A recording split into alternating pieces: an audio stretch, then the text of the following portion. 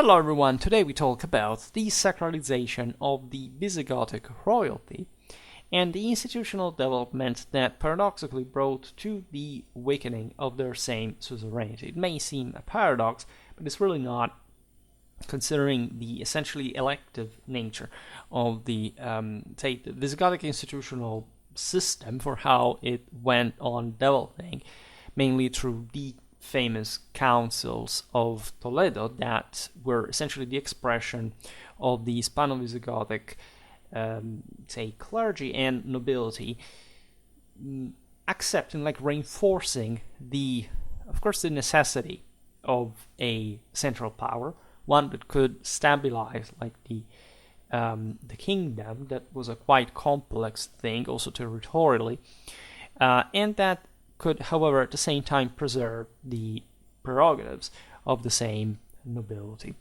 We haven't made too many videos about the development of the Visigothic kingdom. You know that there is a substantial complexity in the first settlement of the Visigoths in Aquitaine, then the gradual spread in the Iberian Peninsula, then the loss of the same Aquitaine at the beginning of the 6th century, all the problems deriving from the complications of keeping the enormous Iberian Peninsula together, the presence, for example, of the Byzantines in the south, the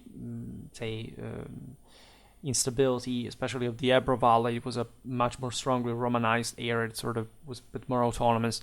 Also, the south, what would become Andalusia, was essentially the part that the Byzantines recovered and that had remained substantially Roman at some point, had put up a resistance against the same Goths, and the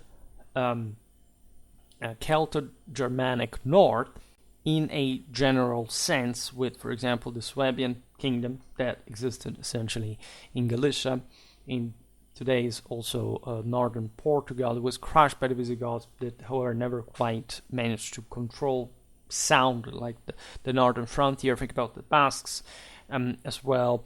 And in addition to that, the usual problem that most Germanic kingdoms retained for a while, that had been the struggle between the Catholics and the Arians. All right, that is an extremely complex topic, because while it had been present in almost all, but especially in the most advanced Romano-Germanic kingdoms, it declines itself in terms of political and institutional vicissitudes according to the single reality. It wasn't much a matter of theological belief, especially as far as the elites were concerned. They were all essentially pursuing the same direction, but that, especially in the Visigothic kingdom, which is underrated to an extent, people mostly talk about the Vandals in that regard, but the issues had, the Vandals lasted less than the Visigoths, first of all, but the latter were also bigger power in a general sense. They had a greater, complexity politically, socially, and had to do with the, original.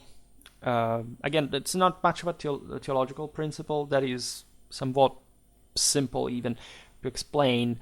It had originally been an anti-Catholic banner that the Germans had taken on to satisfy the political needs of a civilized, sedentarized world that was overall Roman and Catholic, and that was especially important in the moment of the original struggle, of the Germanic peoples for earning their place in the other territory, and that later was instead essentially just an empty vessel of identitarism in that sense, by the early elites that had been strong enough to control these Roman territories without giving away much power to the Romanized, and at this point properly Romano-Germanic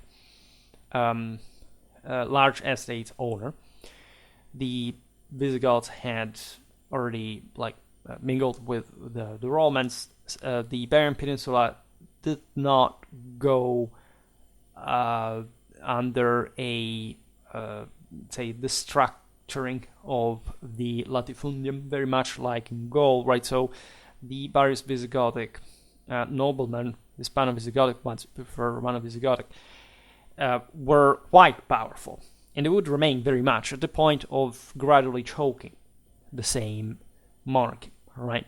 Before the Islamic invasion, you have some sort of a re-expansion that's sort of coming together, but the situation was very complicated because the territory was immense. It was fairly wealthy, especially in areas that had, in fact, historically remained a bit autonomous from what you can identify as what would become geographically mostly like the Castilian, right, center, like the Meseta highland, the center of the kingdom, Toledo being properly the heart, right, of the Iberian Peninsula for everybody involved.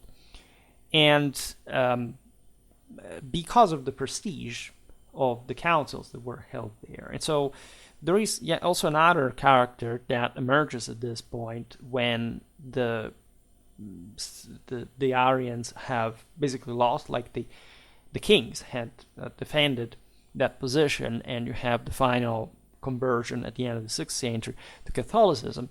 So at this point, what remains is rather the negotiation between the monarchy and the nobility, and so the pattern that the institutional development of the kingdom would have to follow. All right.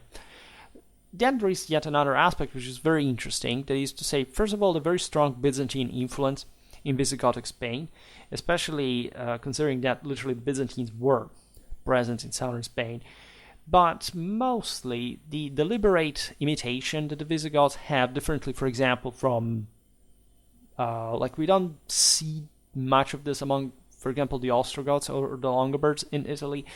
In Gaul, there's a bit of that. It depends at which levels we're talking about. Of course, the Ostrogoths were much more Byzantine influenced than the Longobards, for example.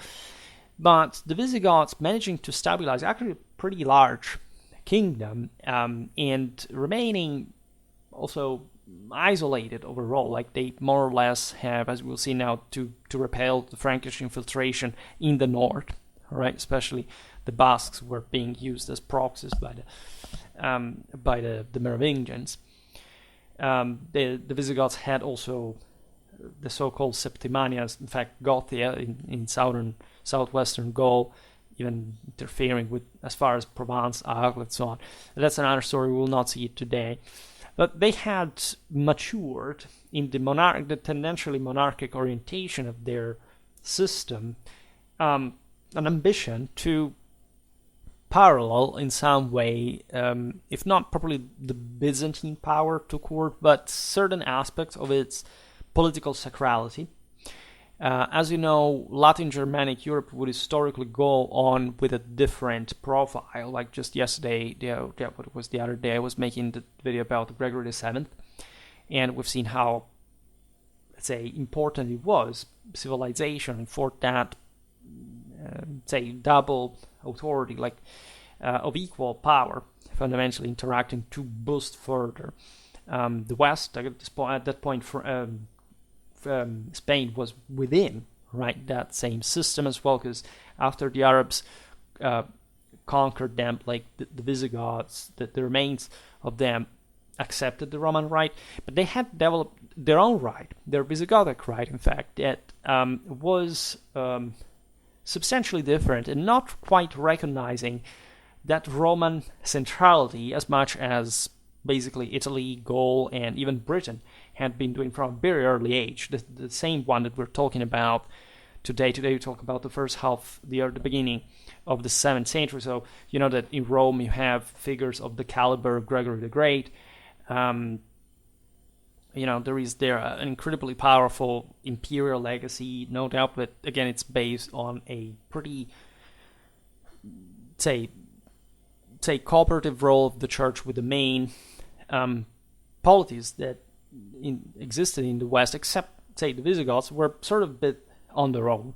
It's not that there weren't even some positive relations with the papacy, But tendentially, the Councils of Toledo were inspired to the ecumenic ambition of the Byzantine ones of Constantinople, that was also, as you know, seeking to at least reach the same level of Roman, right, Roman papal, level of prestige at least, because Rome had unavoidably the primacy of charity, of honor, right? So there was nothing that could really be done about that. But let's say in these Gregorian times, like the idea that in pre-Carolingian times, certainly through even more in that sense of ecclesiastical reform, were a bit on their own.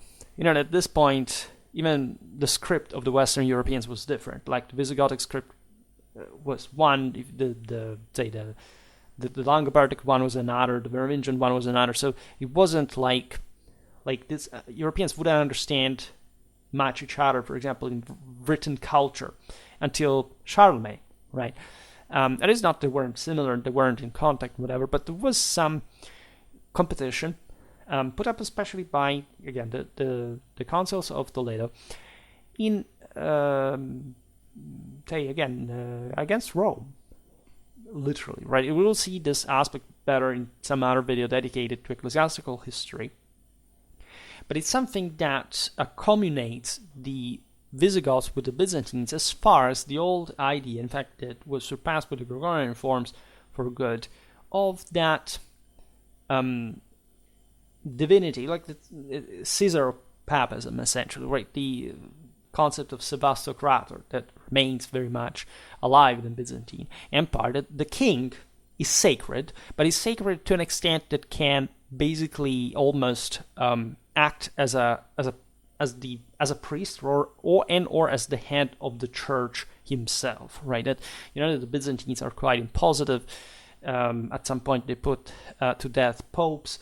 They are extremely the Christianity has come about as properly the break between the temporal and spiritual was already had been accomplished because the empire had failed the world, and so Christianity brings on the fore the problem of what kind of standards spiritually does the leader has to have.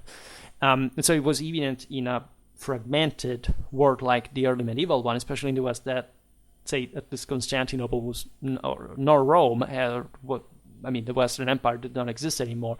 But let's say this idea of ecumenicity had been broken. So other powers, other than the ecclesiastical one, because the church was aiming, of course, at that ecumenism over the empire, but paradoxically the same churches were divided, and or at least had this increasing level of provincialization because of the general collapse of civilization all across Eurasia, the demographic collapse, the economical shrinking, and all this stuff that unavoidably brought to some sort of regionalization, even of the ecclesiastical organization. Except, again, in different ways, these people saw their church as the deal, and to some extent, even the possible launchpad to reaffirm some sort of Roman Catholicism, starting from their own authority. Naturally, this was mostly done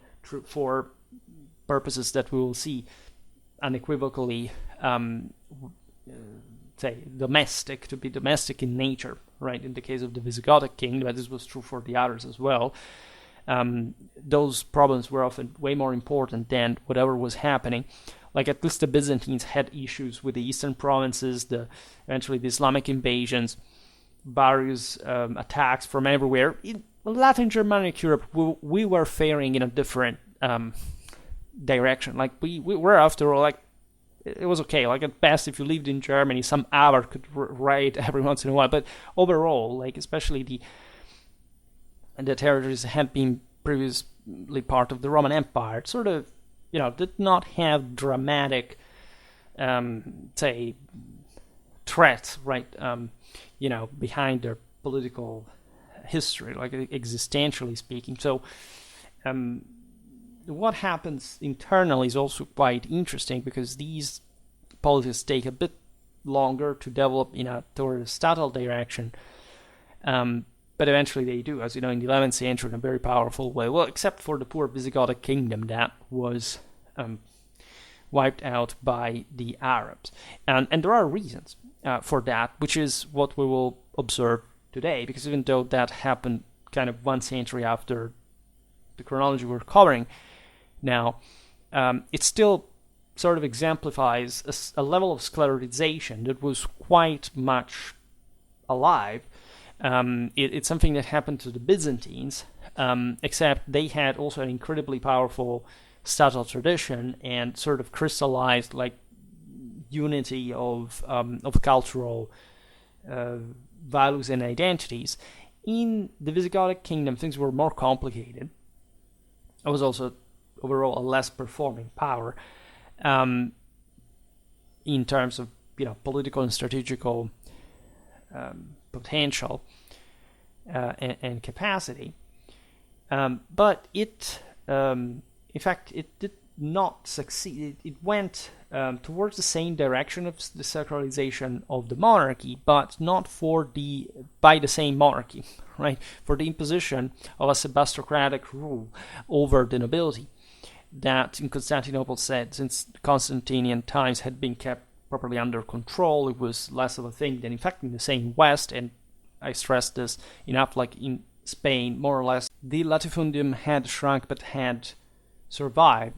Thus, the Romano-Visigothic aristocracy ruled with a hell of power that was able to counter the same kings, and so enshrined them for the sake of common peace, like for having an ultimate authority could settle formally and judicially their disputes, but still controlling them, still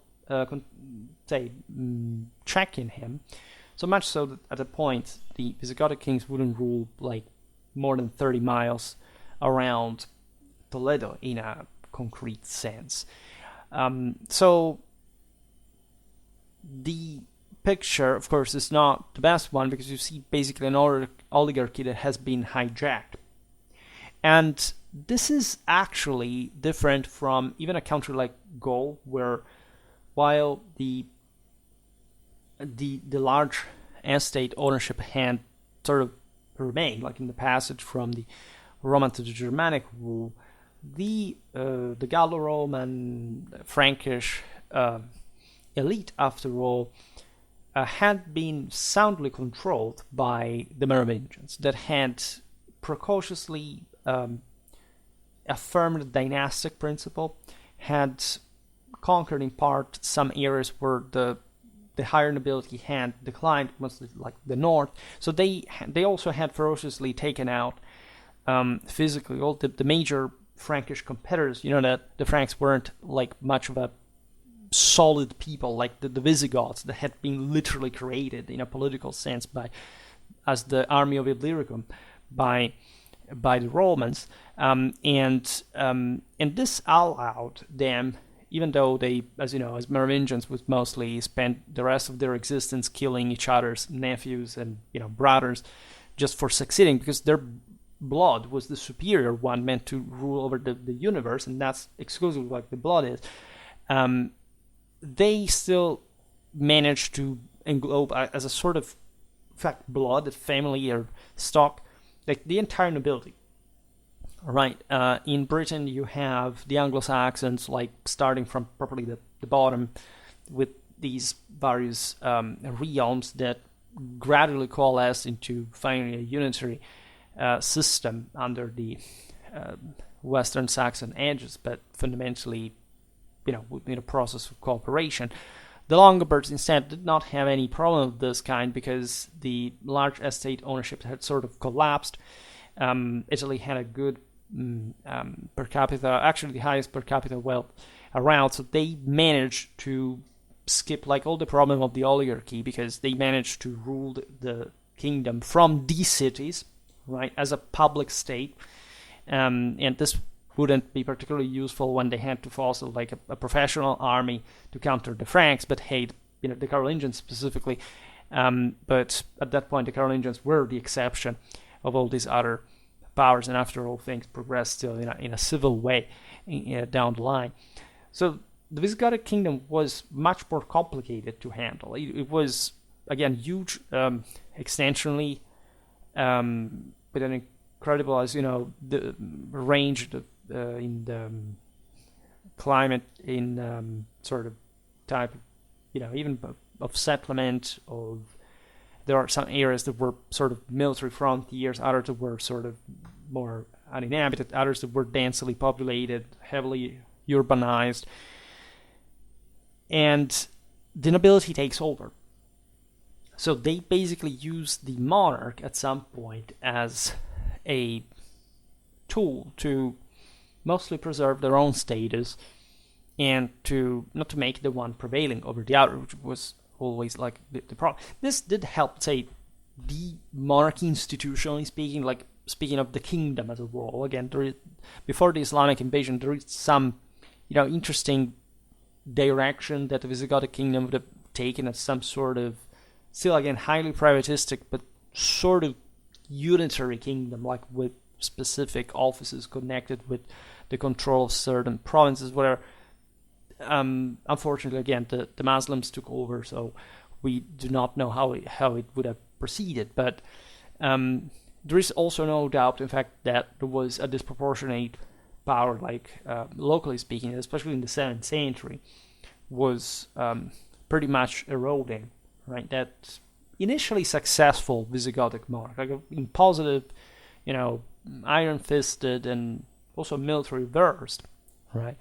Remember that the Visigoths were, as we were pointing out before, like the first true kings in Germanic history. Like they probably had the sense of a single ruler fixed for a single people, in a single polity, in a single territorial dimension, something that, of course, the Germans had never had up to that point. Alaric being like the symbol, like having even sacked Rome, so it was all an enormous prestige. And you have to think about this ideologically also when speaking about the sense of themselves, like when thinking of what was the destiny of the gods, right, in the Iberian Peninsula, and what kind of let's say prestige did their political role have, like how they perceived it themselves. It's sort of impossible to answer definitely, but it's still a thing, right? So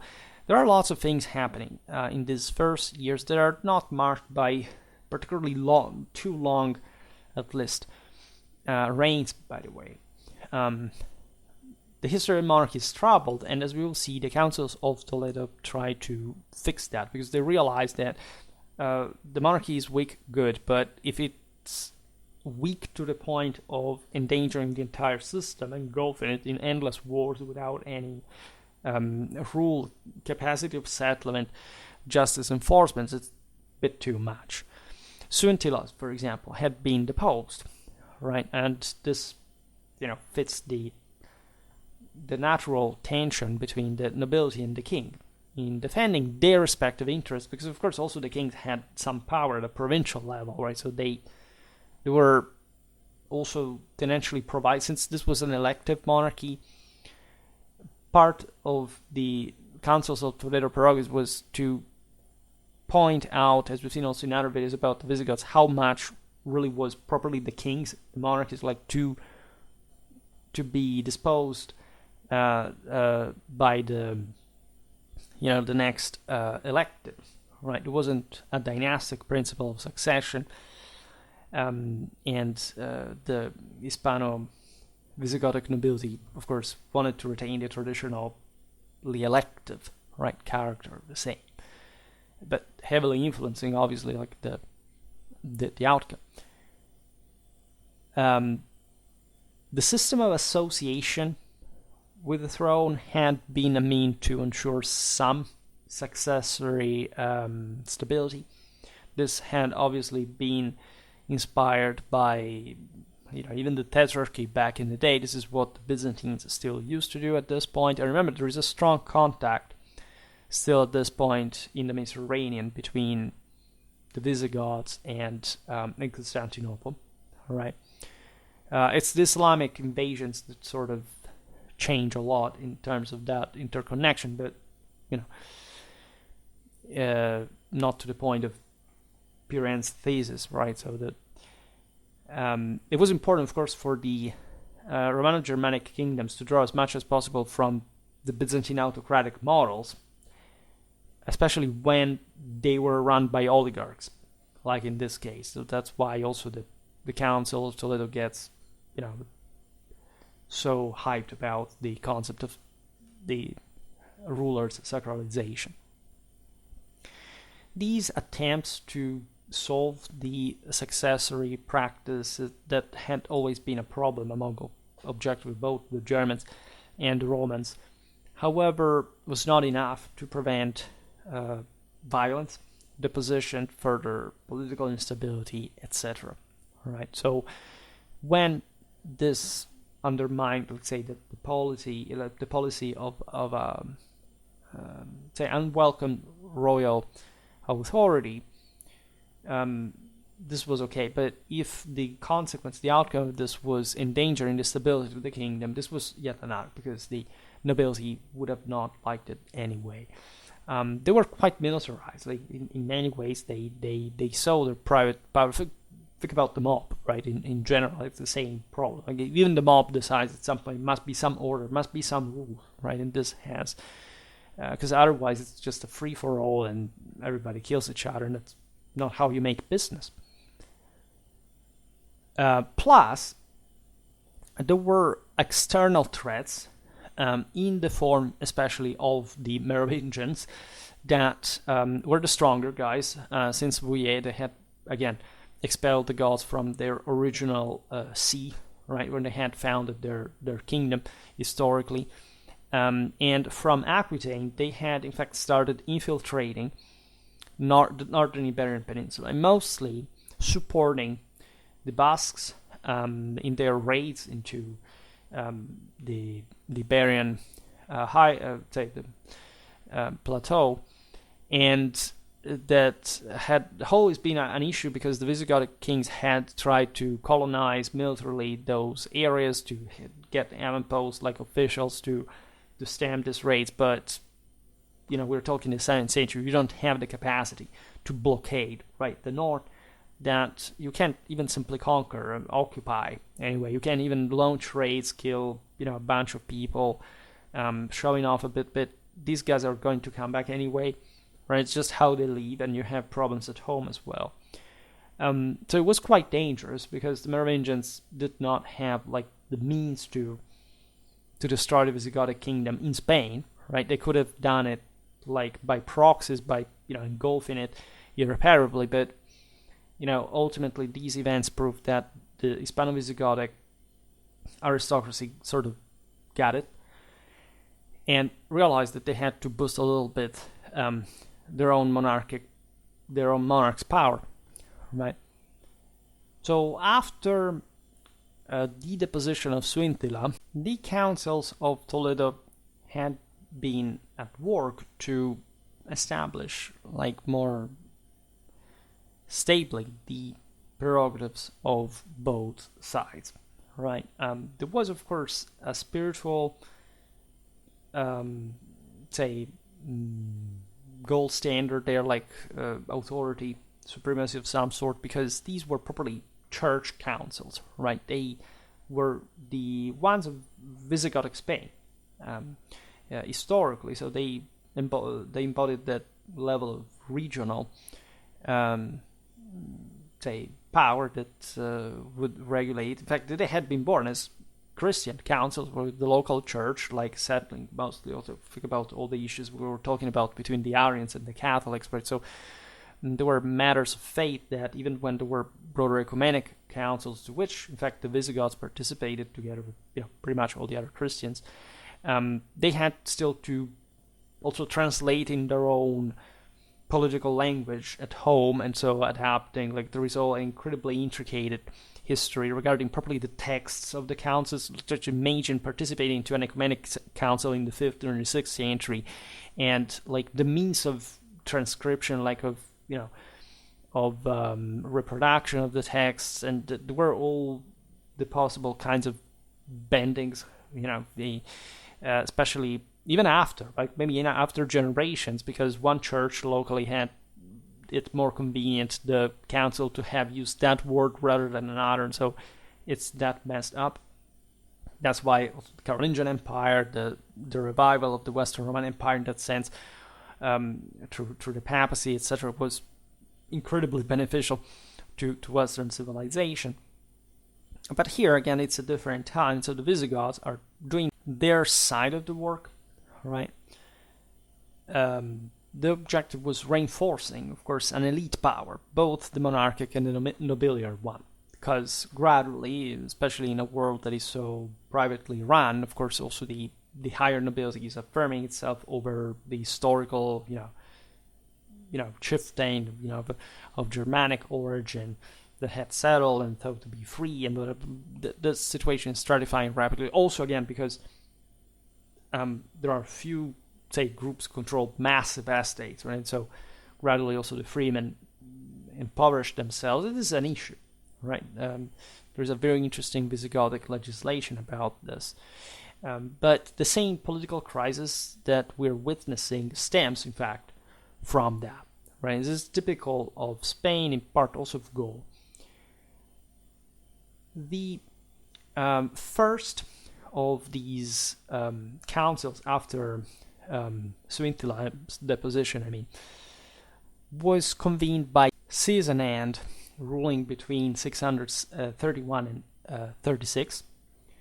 The objective was, in that instance, legitimizing his own accession to the throne, given that, again, the councils were summoned to, again, update on these various issues, ascertaining whether, this was a lawful election, because the nobility was behind this guy. When you talk about the council, you have these prelates that are literally like the guys from the single most powerful families of the Romano-Visigoths, right? So literally the children of the Hispano-Roman senators and the Germanic chieftains, right, that at that point had been taking over most of control.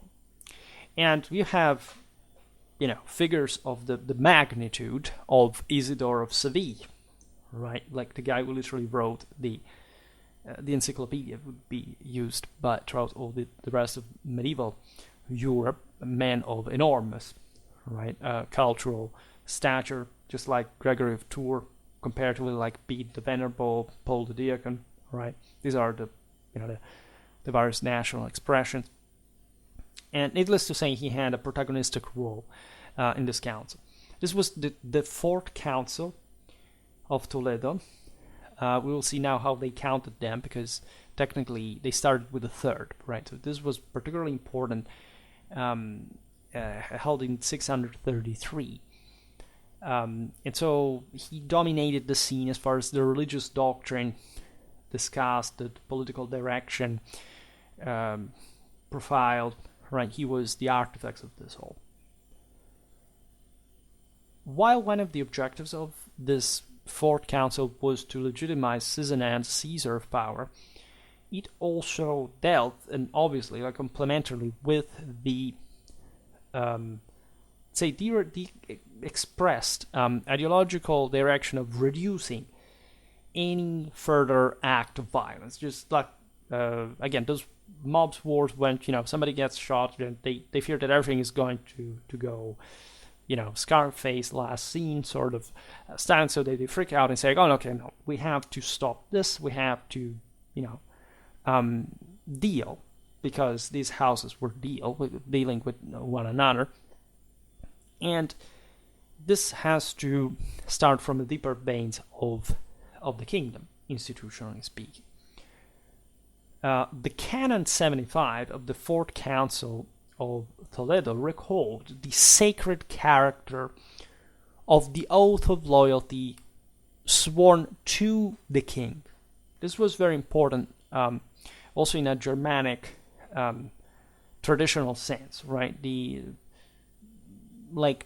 faith in a single will, right? In the necessity of seeing, especially at this point, clothed with Christian blessing and sacralization of rule that was notoriously like sort of obedient towards monarchic figures.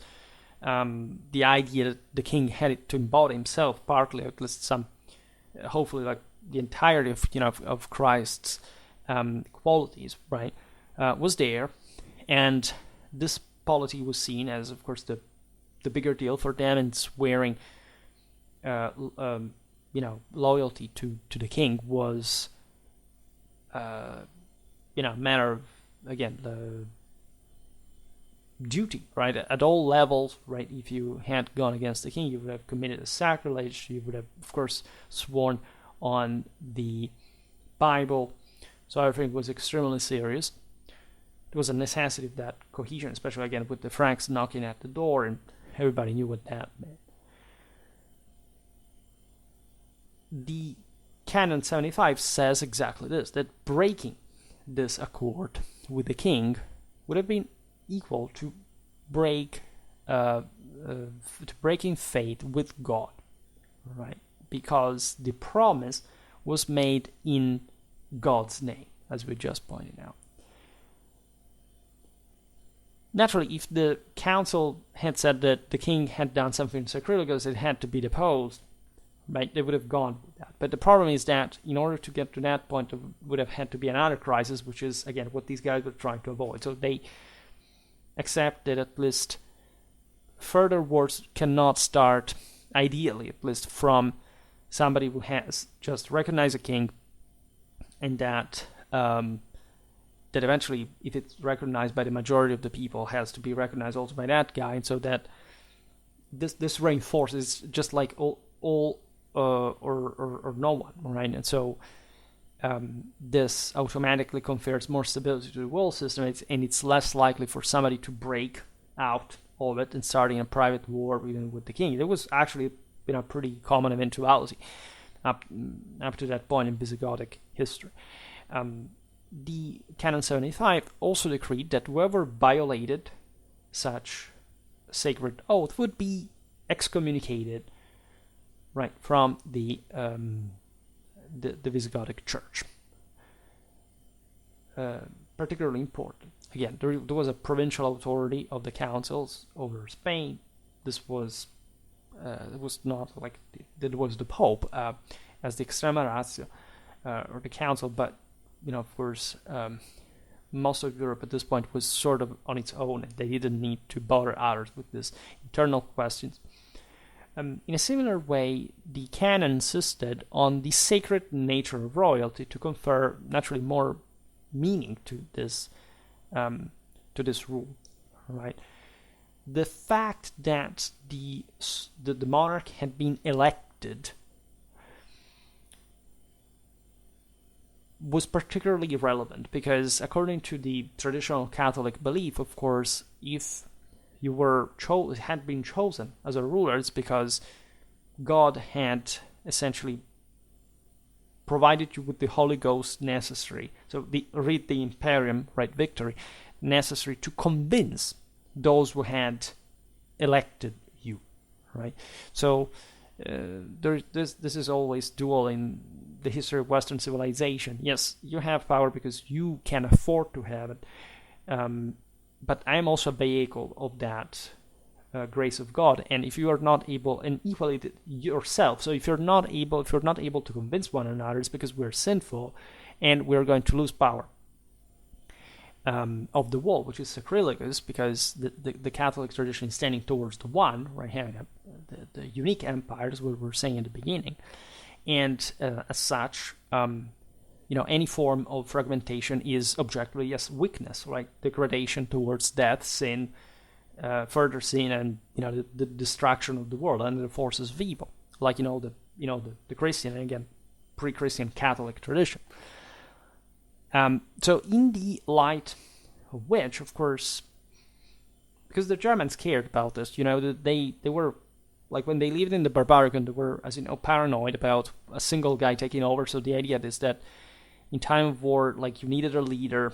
In time of migration, you needed a leader for strategical, logistical reasons. But after the emergency was over, this guy came back, like, where where he had belonged. This was ideally the same principle of the Roman Principate, right, and of any other, again, traditional political culture. As a consequence, this election equated to the same divine favor, and so if you had wanted, say, to assassinate the king, you would have at that point been accused of killing Christ himself, right? This is the level of sacralization. Literally, the fathers remembered nolite tangere Christus meus. So this, says it all really.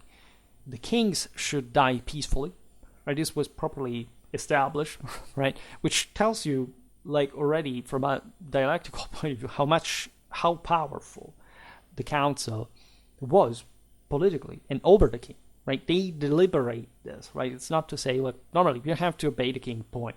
Now, the king also has to die peacefully, right? So let's try to make it happen, And it's really, really that relevant, by the way, that the church would take care of these aspects. In other parts of Western Europe, this was not happening, right?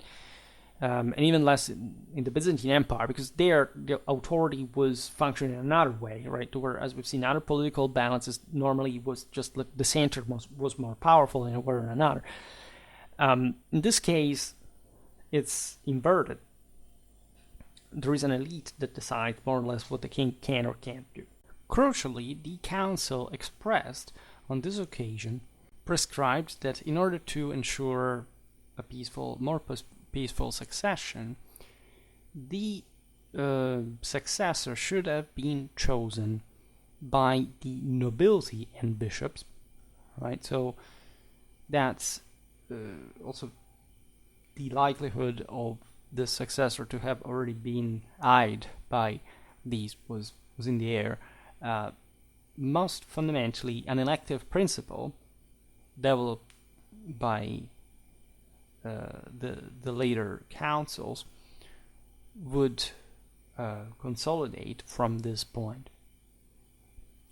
The Fourth Council of Toledo had a lot, in fact, of important consequences in the life of both the Visigothic Kingdom and Church.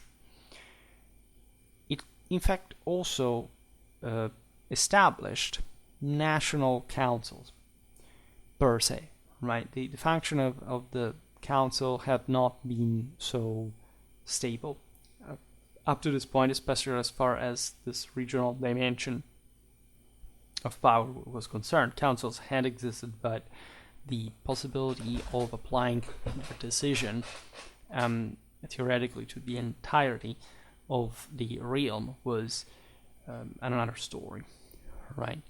The first General Council had been initiated probably during the Third Council of Toledo, which was thus considered like the first one for earlier the series. But it's in fact in the Fourth that it was established how such meetings should have been held regularly, therefore permanently, differentiating them from the provincial dimension, in fact the other provincial councils that had been occurring.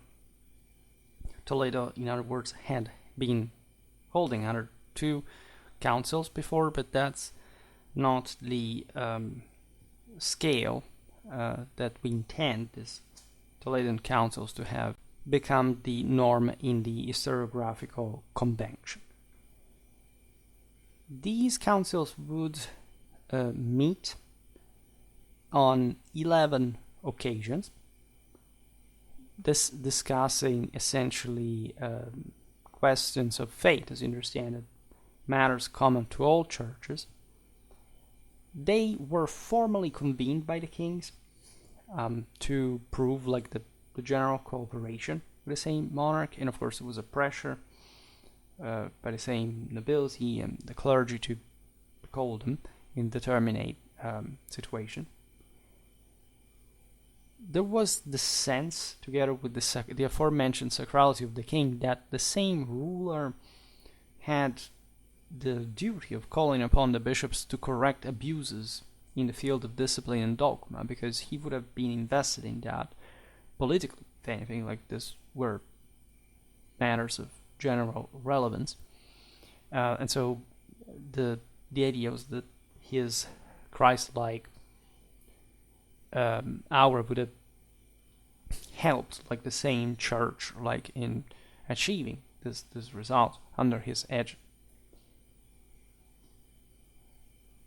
The king, in turn, would submit, as the most pious, in theory, of the gods, to the deliberation of the assembly. There was the so-called Thomus Regius, the list, like, of all the matters concerning the government of the kingdom that were submitted to the king and or that were presented by him as well. And needless to say, the councils were not limited to ecclesiastical issues, right? They were heavily political. They were also, like, in the ecclesiastical side of the story, as always, like, but even more in this case, say, conforming, let's say, politics with the doctrinal precepts in order to adjust, like, the monarchic direction. And this embodied, like, the traditional body unity, right, that was to be organized spiritually and temporally in a harmonious way, right? This is already evident during the Third Council of Toledo. By the way, the numbering again, that the Toledan councils began with the third in 589, and they terminated with the 18th in 702. Right. There were, however, the 9th and 11th having a provincial character. The 14th was someone just discussing theological issues. By the way, we do not have the acts of the 18th. They are incredibly, let's say, important for our understanding of the Visigothic Kingdom as a whole, because they're essentially the most important source, right? And they therefore constitute a bit like the sum of all the elite direction, what the establishment was about. And the sources are always interesting to read. They really show you so much. We will do it in some video, perhaps more in depth. The important is understanding how they were set in motion, right? How by this point, in the 7th century, they take on a more strictly national official character, right? They abandoned the provincial dimension. They had already been important for Toledo herself, but not quite, right, as this point. Quintila, Visigothic king, ruling between 636 and 639. So under his reign, 2 councils in Toledo, the 5th and the 6th. The former was held at the beginning of the reign, in 636. The subjects discussed were the ones of the previous council, virtually.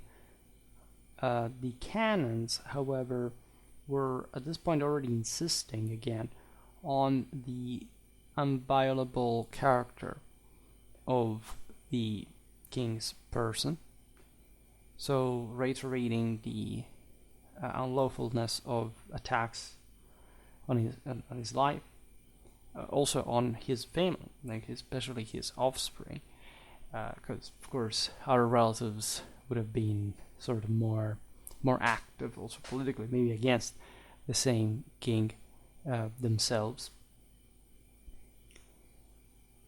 There is also the excommunication prescribed for those who, during the life of a monarch, had intrigued relatively to the succession, right? So this was apparently normal in the Visigothic monarchy, at that point, and the idea is that things had to be negotiated at least under the light of the sun and essentially established, as we've seen in the presence of these councils, to which, by the way, also like everybody participated, not just the king and the clergy, but the nobility as well. There was a declaration, by the way, regarding the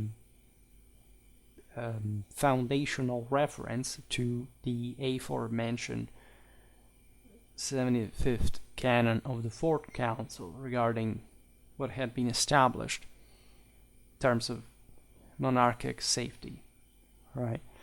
This had been said again already at that point, and it's reinforced as bit like the cornerstone of the prescription. Like nobody has to touch the king, right? It's our business, and nobody can individually take action against him. Kings in the Fifth Council were established to be chosen specifically from the Gothic nobility. The fact that their heirs to the throne were not allowed, by the way, to deprive the so-called Fidelis regum of assets that had been received from the nobility or acquired justly, like in other ways, in recognition of their fidelity. This aspect is particularly relevant because there was the attempt to essentially regularize and legitimize all the donations that had been made by the king and the nobility within the latter, right? So the sense was that when the king was elected, the new king was elected, the dispositions of the previous ruler regarding these possessions could not be eliminated. Like the Fidelis regum means that it's interesting because it's a double plural. Like these are the faithful, but of the kings, right? Not so otherwise it would have been Fidelis regis, right? So not the king, but as a single guy, but all the kings, right? The monarchy, in other words. So if you had been a trustee essentially of the king, if you had received these donations, these could not, like in virtue of your own status, be taken away from you. This is particularly relevant, as you understand, because it set like the premises for a untouchable set of property, like of power, that would have reinforced the nobility or the same king. Right, so this is extremely important. All the Romano-Germanic kingdoms had their own equivalents of the Fidelis regum. Think about the Antrustiones in the Frankish kingdom, the Gazindi in the Longobardic one, etc. But in the Visigothic case, these guys were again taking over themselves in virtue, at least as a collective body of establishment through the councils, right? So that the king himself could not. You see, this is the important thing. The new king was king, right? So he could just donate, right? He couldn't take away what had been donated by the other kings before him. All right. And this is valid, as we were saying, also for the donations made by the same noblemen to other faithful of their own, so their private clientele. So the king could not mess up with the private clientele of a nobleman that had decided to simply reward the guy because he was his, his client, his follower, supporter. 2 years later, we are in 638, at the 6th Council. It is further established that the aforementioned Fidelis regum in general could not be dispossessed of public posts either, right? And that they not only could keep the goods received, as we've seen from other noblemen, but that they were the the princes specifically, but of this higher nobility, but also to transmit them to their descendants, right? Unless, this is interesting as well, and to be decided, as you understand, by the same council, conveniently enough, they would have failed to provide the fidele obsequium et sincerum servitium, right? So in other words, they would have broken the oath of fealty to the monarch, or failed to carry out their functions either as public officials and or like the clients of this other nobleman. Now, the first aspect is particularly relevant because essentially this system was privatizing the public posts, was almost making them dynastic, something ever more personal. And naturally, there was some creativity at that point to create some other public offices or something like that. There is a further dynastization of power. This establishment wants what has been gathered by them not to be touched by others, because it was really frequent that other noblemen would attack other noblemen, and they would steal land. Like, it would be a problem, right? Once it was occupied, you had to make a war to dislodge them from there, and this was just like reinforced that they would do it, right? But setting things straight officially, publicly, was a further investment for this not to happen. And the less this would happen, and the more wealth would keep getting concentrated in the hands of these noblemen, and so stabilizing the system. After all, it's not a very different dynamic from the ones seen in other states, except here the monarch doesn't have too much to say practically about that. The Council's fathers in 638 concluded that it was more just still that the churches of God keep goods conceded by princes to the church permanently in the ecclesiastical dominion, since they would thus nourish the poor.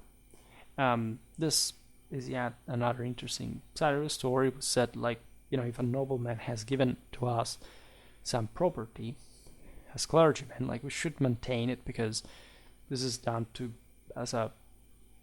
like the church mostly work like welfare measures. Yes, of course, some, as you've seen, these families were all one with the ecclesiastical strategy.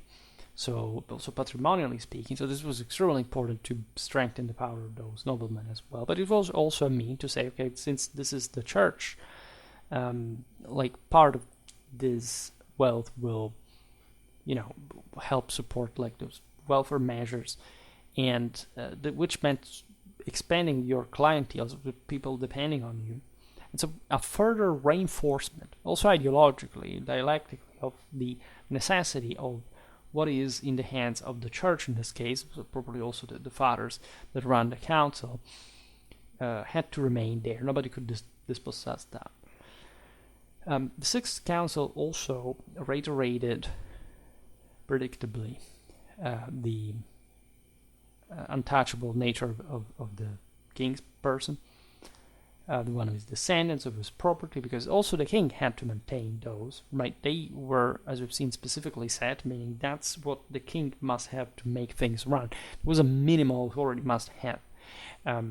His properties, his, say, not even a minimal, that is not to say that the Visigothic kings were powerless in an absolute sense, but there was, in fact, that set that was required for them to carry out their functions, right?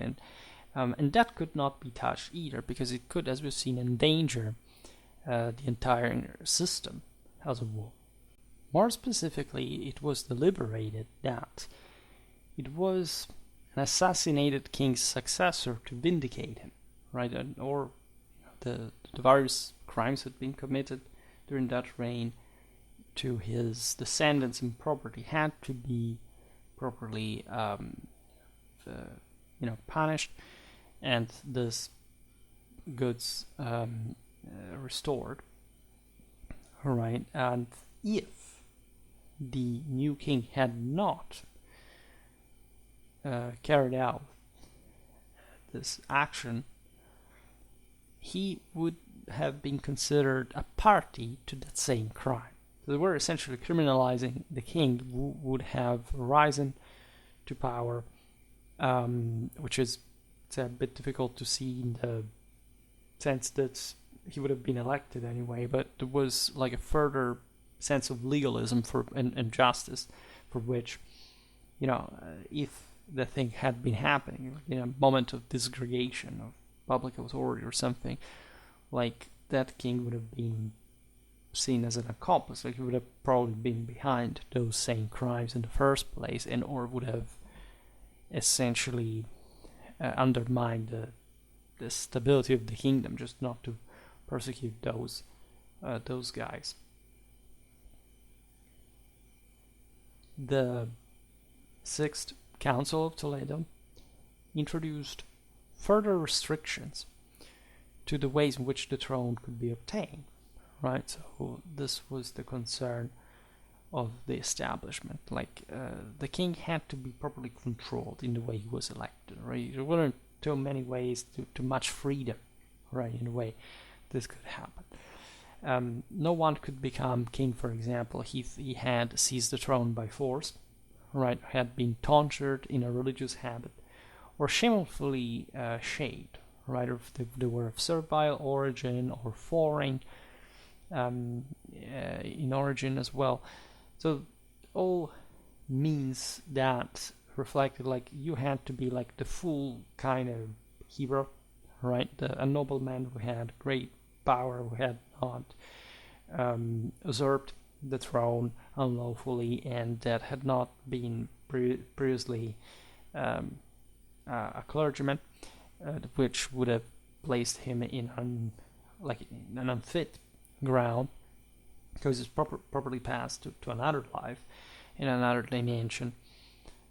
He had to never have been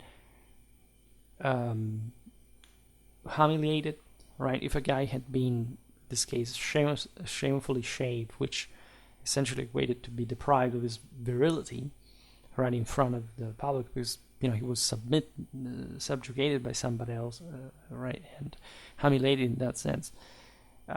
This would have meant that capacity of holding the imperium, even though there is always a space for redemption, could have not, like, say, had been overshadowed at some point, would have been sort of the guy would have not been pure to some extent, so that you could choose somebody else who had not undergone that humiliation. Now, being a serf here, it's self-explanatory. It's basically the equivalent of not wars, because it belongs to another caste, to the one of the non-freemen. So these people have no idea of how to hold the imperium in the first place. Also, the foreign origin was sort of alien to this sort of regional feeling. There were, say, policies that would have, of course, benefited from interfering to the Visigothic Kingdom, especially about the Franks, and the affiliation, even because some noblemen, of course, married with foreign princesses, but in general, right, the idea was that you had to be a approximately full-blooded Visigoth to be a king of these people. All right, so we are in the reigns of Sisinand and Quintilla. And we realize that the Councils of Toledo have stepped further dramatically, not just to a mild but literally cornerstone in the institutional and political foundation of the Visigothic Kingdom. Right? It's as if there had been an axis now that depended on the Councils of Toledo. The role of the monarchy had been definitely reshaped. The establishment now was solidly in control. The later Toledan councils would tend to reinforce further the monarchic institution. All right, the sense was, okay, we have now defined who can be elected, we have an agreement on the fact that it can't be just an unruly race for the throne with lots of violence and destruction. There must be a proper king chosen with consensus and just a sort of background that can guarantee some good rule in the first place, so that the council proceeds further with the sacralization of the royal person, right? It's likely that the practice of anointing the kings sacredly had already been introduced at the 4th Council of Toledo. This thing was part of like the ancient Germanic practice, even though it had been mostly run historically by some dynasties rather than kings, but at this point it was affirmed fully, also because the Bible was yet the other source of that inspiration. Again, there is a sacralization of the royal blood. After all, surely there was a lot of Merovingian influence in this, because those were the Visigothic rivals, and so the emphasis that the Frankish royal house had placed on themselves, right, on properly like a super stock that had taken over the entire system, everybody and everyone in the entire realm, in a truly racial sense, reflected at all levels of a rigid hierarchy of an extreme elite controlling literally everything, at least ideally, but in terms of actual level of oligarchy, like the very, very, very high. And so that had set the gold standard in Europe for that level of grandeur. Surely had to be imitated. It was convenient. It was again part also of the Visigothic oligarchic mentality, as we've seen. The same noble houses were doing something similar, as we've seen, consolidating their status, their salary. It was a clever way, right, to put things together, right? So the royal anointing became a ritual act, right, which was exactly one that would confer the divinely elected status, just like, I don't know, the Merovingians did in Saint Remy. And this, of course, like was backed by the ecclesiological view that was founded biblically in the Visigothic Kingdom. This helped keeping part of the kingdom together, right? Sacralizing the king was also, as we've seen, sacralizing the tie. That was the starting part, if you remember the 4th Council, like of the oath, right? That was owed to the king. And so a way to control not just the ruler and allowing him to control in part the kingdom, but to control the decisive force, that is the establishment itself, collectively, like meaning like nobody can come out of this system. We managed to reach this level of power. Let's not now sort of clash against one another. Let's try to come together into a single elite, right, that will share the cake, fundamentally. Again, we'll make other videos explaining how much the gods may have had like this anointing practice, similarly to other peoples, from also earlier times, of course, but something does not invest us for now. The Fidelis regnum were obliged themselves to defend the life, the interest of the king and the kingdom. There was a collective necessity behind this, even though, as we've seen, the kingdom would not quite develop in that, let's say, more centrally organized power, right? It was admittedly also a bit the time that would have not allowed the affirmation of a strong centralized system of some sort. But it is true that in other parts of Europe, say, a certain level of public culture, of king's authority and centrality was more pronounced, and that so the Visigoths essentially create this institution of the council to choke a bit the monarch, rather than allowing like a prosper development of its authority on the entire kingdom. So when you look at the other synods that were called, like this would strengthen the role, like the protagonism of the nobility in the church. It would deal, for example, with their investment, like also in the same royal government, as we've seen with particular offices that were confirmed, like for particular houses, at least in de facto.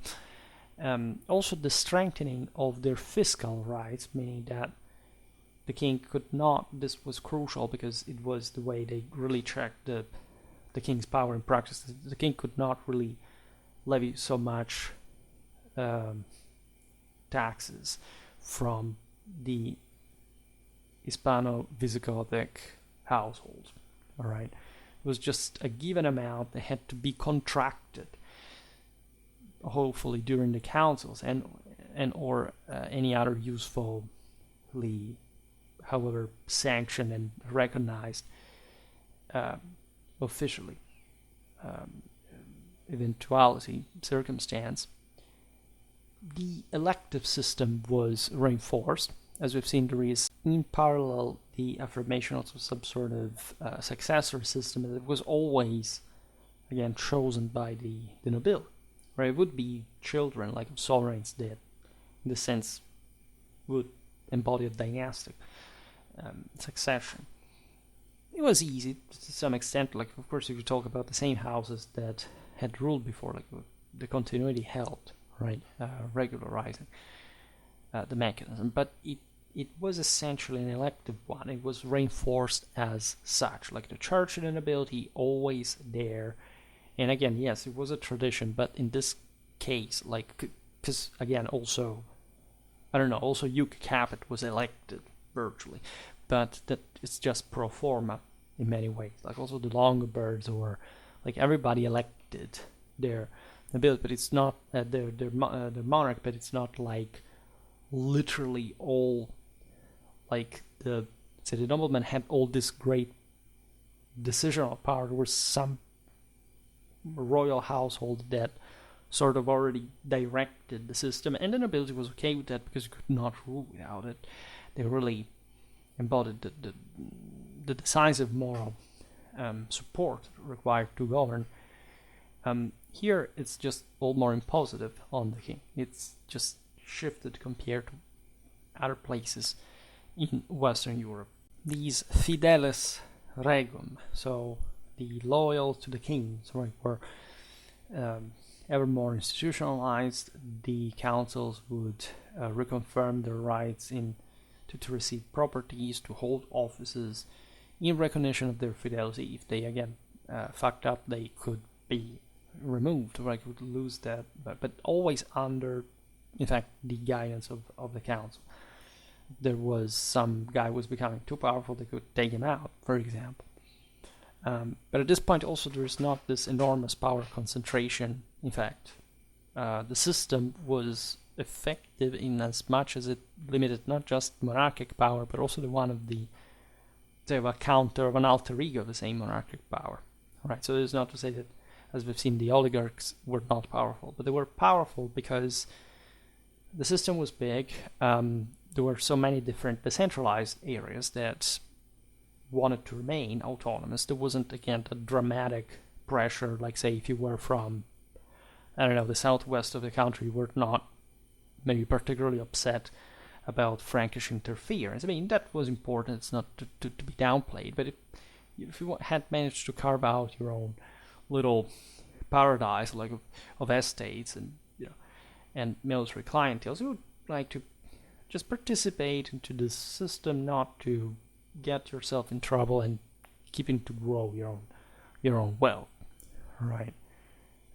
So when we speak of fidelis, also in Latin properly fides, fidelitas, it's like especially at this point in history, an expression of personal dependency, right? So this went double direction, like it entailed obligations towards the king and the kingdom, but also implied the responsibilities on the part of the monarch and read the council to the same Fidelis regum. So it could have not been otherwise, like all the clientary relations worked in this way. So again, it was an establishment sort of regulating itself, like at the top, and pretty much succeeding to that. There was, in spite of all these precautions, another plot, fortunately bloodless, right? But it was still essentially an enforcement, like power was taken by force. Our source is Fredegar, that speaks in fact of King Quintila, having proposed his son as successor to kingship after his own demise. So this guy, Quintila's son, was named Tulga. He was young, and he was elected king, right? But in the 3rd year of his reign, he was deposed and tonsured as a cleric, which, remember, was one of the conditions for which you could have not become king afterwards. And if he especially had been deposed, in this sense, like, it was still too shameful, right, for a freeman, a nobleman, and a king, even more, to be proposed as a leader, right? The same fact that you had been deposed was an issue, right? Because where's your imperium? Where's God's favor in all this? All right. So according to the 4th Council of Toledo, this was a condition for which the guy could not be brought back on the throne for any reason. All right. So that's how the noble Kindas went. That I made a video, not just on him, but also on Drakaswind, was elevated at the head of the realm, right, by many Gothic so-called senators, and also with support of the people in general, because this is also the picture. Like, the senators here stand for, you see how Gothic senators are. You remember the continuity, like, of the Hispano-Romans, right, having been the previous senatorial class, and then, you know, the Visigoths arrive and they are the leaders and so on, the commanders, and they sort of become, you know, all one. And the senatorial, of course this is the source using this term, but it sort of makes sense. Like, these are the best, like the magnates, the oligarchs. And there is also people, like we're talking 7th century Europe is not, say, Spain comparatively to the rest of Europe, similarly to Gaul, is really very, very unbalanced, socially speaking. But of course, it's not a moment in which there is massive surplus, abundant everywhere. So in general, there were lots of people. And here, remember that in the elective system, it was always, we forgot to mention it, but it's kind of notorious, like the people in arms, right? It's not just like a council with the clergy and the nobility. These embody the people, because they are there in the first place, but in theory, any freeman could participate. Just they wouldn't, because in practice, again, they would be as free, however, under somebody else, clientelly speaking. So you need, however, the support of the same guys that made up the army. I made a video about the Visigothic army organization, etc. So we'll keep seeing this stuff, as interesting as it is. And so there was, in this sense, like contravention to all the foundation of say regulation, how the king had to be elected in this sort of post-heroic phase of the Visigothic monarchy. That, however, sort of is fixed by the consensus of the Visigothic people as a whole. And so this is how also the event today we concentrated, of course, on the council side. It's not to say, as we were pointing out before, that these kings were completely powerless at all, right? They did wield power, they did negotiate it, and as we've seen, there were properly measures to found their power and not to have a weak monarch in to at least to some specific calculated extent, right? So this is essentially the point. We will keep talking about the Visigothic monarchy because it does have like a lot of things going on actually in this system. It is very, very complex. The kingdom is quite articulated. There are lots of clashes, so it ain't easy, right? To even just remain in power. Again, the Gothic kings of the 6th century, especially the second half, had made a good job, right, in keeping the system together. That also beating like the peoples at the frontiers, like trying to enforce the centrality. But gradually, there is not much that could be done to a greater extent to curb the nobility. It's too big of a country. There is too much wealth concentrated in the hands of few, in a decentralized position. And so, unavoidably, you will have to come to terms with these guys in order to maintain power. The 7th century is, especially this first half, ideally the most depressed time in the so-called Dark Ages. As we'll see, like the system, as we have already seen actually with other videos, keeps gradually expanding. So it's not that dramatic, especially in Southern Europe, that sort of fracture with the late antiquity, let's say, was not that brusque or say violent, especially even more in a country like Spain that again had suffered its ravages, its wars, but it had not been demolished in the social fabric from late antiquity, etc. It was something else, right? And so it is one of the reasons why it's so fascinating to look at these systems and how they found. You understand this solution is very,